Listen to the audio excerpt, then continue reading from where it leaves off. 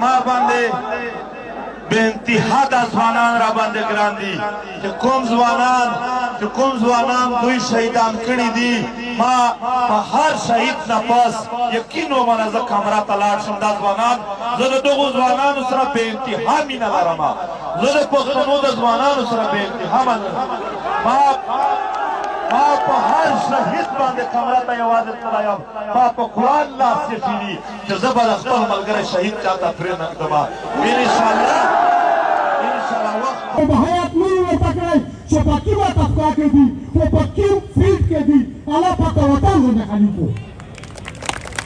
خو که چېرته دا هغه بدلېږي چې ته شروع مه کړه نو په خانه کعبه کې ورته خوښي دي چې خدای هدایت ورته وکړي که هدایت نه وي ګوره یوزیان د ورور دې وي غلطه خو هدایت ورته ووایي که نه خویتوب یې ورسره شي که اوداس وکړي چې خدای دې مځکه مغز زنده خلیق کړي خدای دې دې ته هدایت وکړو دا خلک